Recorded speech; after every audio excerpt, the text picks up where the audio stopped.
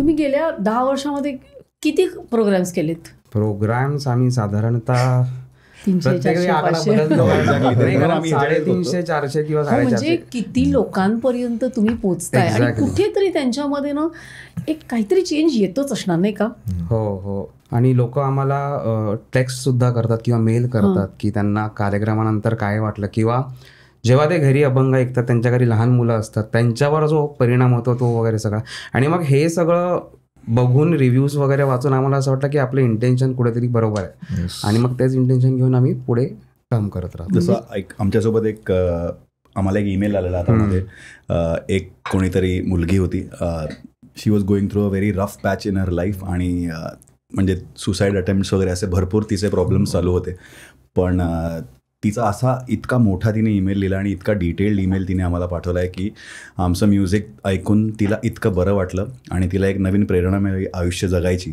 आणि आम्हाला ती भेटायला आलेली आहे. शी ऑल्सो स्टार्टेड क्राईंग वेन शी मेट अस. आणि आमच्या पण 6 जणांच्या डोळ्यामध्ये अश्रू होते जेव्हा आम्हाला हे सगळ्या गोष्टी कळाल्या की आपलं म्युझिक आणि संतांनी लिहिलेले हे अभंग हे इतके पॉवरफुल आहेत की अशी व्यक्ती ज्याला आता जगायची पण इच्छा नाही राहिली, त्या एवढ्या मोठ्या डिसिजन ते चेंज करण्याची ताकद या अभंगांमध्ये आहे. तर अशा सगळ्या गोष्टी आम्हालाही शिकायला मिळतात आणि त्या अभंगांमुळे प्रेक्षकांना पण शिकायला. आणि अशीच एक कमेंट आपल्याला, मला वाटतं पुण्यात आपण कार्यक्रम केलेला, तिथे आपल्याला एक आलेली की एक लेडी आहे, मुस्लिम लेडी आहे, so she is going through जी थेरपी असते, थ्रू म्युझिक तुम्हाला हिलिंग करतात, त्या थेरपीमध्ये ती अभंग ऐकायची, आमचे ऐकायची, प्लस जे नॉर्मल अभंग जे पंडित भीमसेन जोशींचे आहेत किंवा अजून कोणी गायले त्यांचे पण अभंग.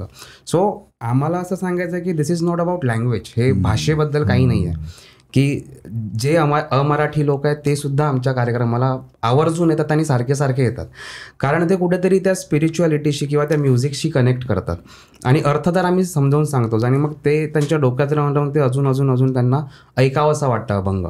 आणि असे पण एक्झाम्पल मी बघितले आहेत की म्हणजे यंग जनरेशनमध्ये आमचे कंपोज केलेले अभंग ऐकले आहेत आणि त्यामुळे ते आधी कोणी अभंग गायले आहेत, अजून कोणाकोणाचे अभंग आहेत ते सुद्धा ऐकले आहेत, जे ट्रेडिशनली कंपोजिशन सुरू म्हणजे होत आले आहेत. सो हाच आमचा मोठा आहे किंवा हेच आमचं उद्दिष्ट आहे की अभंगांकडे किंवा संत साहित्याकडे लोकांनी वळावं परत. आणि इनफॅक्ट आता स्वप्नीलनेच सांगितलं की इट्स नॉट अबाउट लँग्वेज, पण आपल्या संतांनीच इतकं छान टूल बनवलंय की आम्ही त्याच टूलचा वापर करून आज आपण अभंग करतोय. म्हणजे अगोदर भाषा मराठी नव्हती, अगोदर संस्कृत, नंतर महाराष्ट्री झाली आणि ज्ञानेश्वरांनी संस्कृतातून त्यांनी मराठीत लिहिलं की नॉर्मल प्रकृत लँग्वेज जी लोकांपर्यंत पोहोचायला हवी. आणि तो टूल इतका पॉवरफुल आहे की आज आपण किती शब्द बोलतो मराठीतले आणि म्हणजे प्रत्येक फिलिंगला शब्द आहे. जसं त्या दिवशी मी एका माणसाशी बोलत होतो आणि त्यांनी सांगितलं की अनुपात, तर मला अनुपातचं मिनिंगच कळलं नाही. आणि मग त्यांनी सांगितलं की जेव्हा झाडावरून एक लीफ खाली येतं ते त्या स्पायरलमध्ये, आणि अनुपातला त्यांनी सांगितलं की अनुपात सगळीकडे प्रत्येक ठिकाणी होत नसतं, ते सनलाईटमध्ये जेव्हा नीट प्रॉपर पडतं ते त्याला म्हणतात अनुपात. तर इतकं म्हणजे असे शब्द आहेत किंवा काय म्हणतो आपण, लँग्वेज हे इतकं छान टूल आहे लोकांशी कम्युनिकेट करायला, जे ज्ञानेश्वरांनी सुद्धा सांगितलंय की लँग्वेजला तुम्ही टूल कम्युनिकेट करण्यासाठी वापरा, ना की भेदाभेदी म्हणजे कॉन्फ्लिक्टसाठी, की आपण कॉन्फ्लिक्ट करण्यासाठी लँग्वेज नाही यूज करत आहोत. नाहीतर प्राणी पण आहेत ना, त्यांचे पण फिलिंग्स ते असेच कम्युनिकेट करतात. मग माणसाला लँग्वेज मिळालंय याचं किती म्हणजे हे किती खूप मोठं एक्झाम्पल आहे. म्हणजे मला असं वाटतं की भाषा हे कम्युनिकेशनचं मीडियम आहे, जसं दुष्यंत म्हणाला, ते नॉलेज नाही होऊ शकत. तुम्ही एखादी भाषा जेव्हा तुम्हाला येते तुम्हाला नॉलेज नाही येत. नॉलेज कधी येतं, जेव्हा तुम्ही त्या भाषेचा अभ्यास करता. आता आम्हाला पण जसं संत तुकारामांनी लिहिलं अभंग, तसंच संत कबीरांनी लिहिलं आहे नॉर्थमध्ये. त्यांची भाषा हिंदी होती कारण त्यांचा त्या प्रदेशात जन्म झालेला. परत दोघांना सांगायची एकच गोष्ट आहे, पण एकाने हिंदीमध्ये मालवी भाषेत लिहिलंय आणि तुकारामांनी आपल्या. सो सगळ्या संतांना सांगायचं सेमच होतं, फक्त ते वेगवेगळ्या भाषेत रेकॉर्ड करून म्हणजे त्यांनी लिहून ठेवलंय. आणि संत साहित्याबद्दल जर सांगायचं झालं तर आम्हाला असं वाटतं की जेव्हा आपण एखादी नवीन गोष्ट घेतो, एखादी वस्तू किंवा गॅजेट घेतो इलेक्ट्रॉनिक, तर ते गॅजेट वापरायच्या आधी एक गाईड असतं बघा, युजर मॅन्युअल. तर हे अभंग आयुष्य कसं जगायचं याचं युजर मॅन्युअल आहेत असं आम्हाला वाटतं. कारण प्रत्येक प्रॉब्लेमला संत तुकारामांनी लिहून ठेवलाय, संत ज्ञानेश्वरांनी लिहून ठेवलाय, तुकडोजींनी लिहून ठेवलाय. आपल्याला फक्त जाऊन शोधायचं आहे की नक्की काय लिहिलंय. आपण इतके आळशी आहोत ना की आपल्याला ते असा हातात कोणीतरी आणून द्यावं लागतं की हे बघ हा प्रॉब्लेम आहे. सो त्या प्रॉब्लेमचं सोल्युशन कसं निघेल याचा आमचा प्रयत्न आहे. त्यामुळेच आम्ही जे काही तुमच्या हातात पाहिजे ते तुमच्या हातापर्यंत, तुमच्या कानापर्यंत पोहोचवण्याचा प्रयत्न करतोय. आणि खूप अभंग आहेत असे कंपोज करायचे. आम्ही फक्त साधारणतः 20 ते 25 अभंग आता कंपोज केलेत सर्वांचे मिळून. केवढं मोठं कार्य बाकी आहे, खूप बाकी आहे. तेच मेन आहे की त्याच इंटेन्शननी आता पुढे जाऊ. आणि ते अभंग संगीतात टाकले की म्हणजे त्यांचं अमॅलगमेशन इतकं छान आहे की संगीतात इतकी ताकद आहे की ती माणसाला प्रवृत्त आणि परिवर्तित करेल. आणि म्हणून त्या संदर्भात आम्ही जोहार केला. आम्ही विचार केला की जोहार करूया आपण. का तर जोहार म्हणजे वेलकम, म्हणजे नमस्कार. आणि मग त्याला आम्ही जॉनरमध्ये डिफाईन केलं, जे म्हणजे गोंधळ. म्हणजे कोणत्याही चांगल्या गोष्टीची जेव्हा म्हणजे हिंदू कम्युनिटीमध्ये जेव्हा सुरुवात होते, असं म्हणतात की गोंधळ करतात ते, म्हणजे लग्न झालं किंवा कोणतंही असं कार्य असेल तेव्हा. मग आम्ही म्हटलं की ओके, आपण हे ट्राय करून बघू. आणि जोहार म्हणजे आम्ही जो जोहार करतोय तो फक्त असं आक्रोशाचा नाही, तर तो या विश्वातला सगळा अंधार आणि अज्ञान मिटवण्याचा आहे, जे संत चोखामेळा सांगतायत. जोहार म्हणजे त्यांच्यापासून ही मुवमेंट स्टार्ट झाली. की त्यांनी काय सांगितलं या सॉन्गमध्ये, खूप सुंदर लिरिक्स आहेत. एकतर सुंदर इन द सेन्स की त्यांनी ते काळ पूर्ण त्या एका अभंगात दाखवले की बहु भुकेला जा हलो, तुझ्या उष्ट्यासाठी आलो. म्हणजे जोहार मायबाप जोहार, तुमच्या महाराचा मी महार. मग बहु भुकेला मी झालो, तुमच्या उष्ट्यासाठी आलो. आणि ते त्यात म्हणतात की तुमच्या उष्ट्यासाठी मी पाटी आणली आहे. ती पाटी म्हणजे कोणती, तर गोरांचे जे शेण असतं ते त्यात जमा करतात. आणि म्हणजे त्यांच्याकडे इतकी पॉवर्टी होती किंवा इतकी गरिबी चोखामेळ्यांच्या लाईफमध्ये की त्यांच्याकडे अजून काहीच नव्हतं कलेक्ट करण्यासाठी, म्हणून ते ती पाटी घेऊन जातात.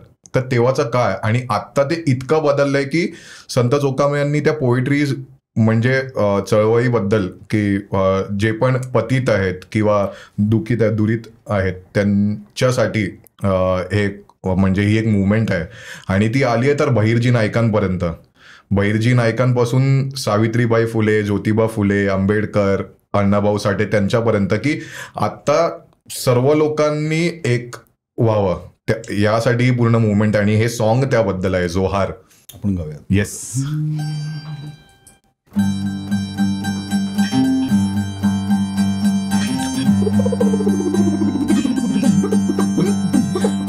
जोहार जोहार जोहार माय बाप जोहार जोहार जोहार जोहार माय बाप जोहार. हे जोहार माय बाप जोहार जोहार माय बाप जोहार. तुमच्या महाराजचा मी महार, तुमच्या महाराजचा मी महार. बहुभुकेला झालो, तुमच्या उष्ट्यासाठी आलो. बहुभुकेला झालो, तुमच्या उष्ट्यासाठी आलो. बहुभुकेला झालो, तुमच्या उष्ट्यासाठी आलो. बहुभुकेला झालो, तुमच्या उष्ट्यासाठी आलो. बहु केली आम्ही आसा, तुमच्या दासाचा मी दास. बहु केली आम्ही आसा, तुमच्या दासाचा मी दास. बहु केली आम्ही आसा, तुमच्या दासाचा मी दास. केली आम्ही आसा, तुमच्या दासाचा मी दास. तुमच्या दासाचा मी दास.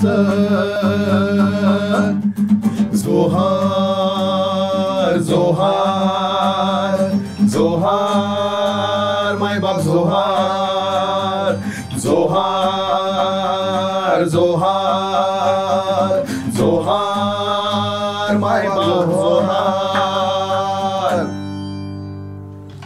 वा, मजा आली ऐकून. आणि हे गोंधळ स्टाईल मध्ये म्हणजे खूपच छान ना. हेच जे आम्ही लाईव्ह कार्यक्रमात परफॉर्म करतो शोजला तेव्हा संभळ नावाचं एक इन्स्ट्रुमेंट असतं जे प्रत्येक गोंधळात तुम्हाला पाहायला मिळेल. आणि जसं मगाशी दुष्यंत म्हणाला की गोंधळ करण्याचं कारणच ते आहे की गोंधळांमध्ये पण विनवणी केली जाते देवाला की तू गोंधळाला ये. तर ह्याच्यामध्ये आम्हाला असं वाटतं की संत चोखामेळा सुद्धा विनवणीच करतात. ती विनवणी कसली की या सगळ्या ज्या गोष्टी चालू आहेत चुकीच्या गोष्टी जसं अंधार वगैरे दुष्यंत म्हणाला घालवायचा आहे त्या गोष्टी घालवण्याची एक विनवणी आहे. तर त्यामुळे ते गोंधळ या जॉनरमध्ये आम्ही करायचा प्रयत्न केला आहे. ही क्लिप शेवटपर्यंत बघितल्याबद्दल खूप खूप धन्यवाद. संपूर्ण एपिसोड बघण्यासाठी खाली दिलेल्या लिंकवर क्लिक करा आणि सर्व काही चॅनलला सबस्क्राईब करायला विसरू नका.